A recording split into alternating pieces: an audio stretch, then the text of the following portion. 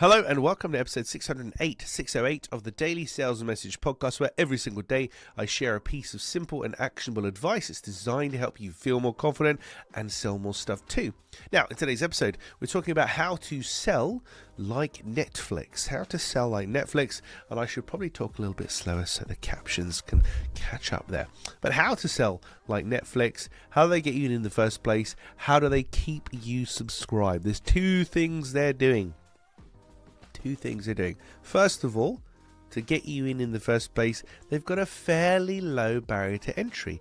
Here in the UK, the only real paid-for TV service before Netflix was Sky, and Sky TV could set you back anything from £20-30 a month to £70-100 a month, depending on how many channels you're choosing, which is quite a lot of money, really. It's quite a high bar. So for a lot of people, Sky TV isn't really something they can get because it's so expensive. Netflix came along with essentially about £10 a month, $9.99 a month. I know it's kind of creeping up with price increases here and there, but it's about £10 a month for a Netflix subscription. So it's a low barrier to entry. You can become a client and you can sample the service and try it out for a low amount of money, a low risk. And then the second thing is providing continual value. So on a couple of occasions, handful of occasions, I've thought, do I really use our Netflix subscription? Maybe I should cancel it. I'll hear about a new show that's coming up, or a new film, or a Netflix original. So I can only get it on Netflix, those kind of things. And I think, it's only £10 a month. And I might want to watch that when it comes. It's fine, I'll just stay there. And so far, they've kept me subscribed for about 5 years to their service.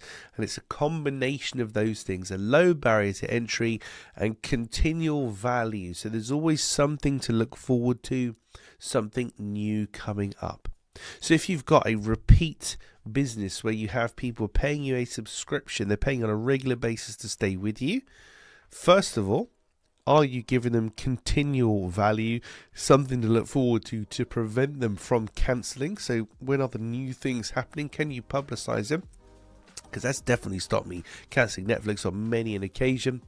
And then secondarily, in the first place, if it's appropriate for your offering and your industry, can you have a low price, a low barrier to entry, where you kind of make it a no-brainer? I think that's really the moral of the story today, children, is that the low barrier to entry and the continual value that they're offering, it kind of makes it a no-brainer to cancel.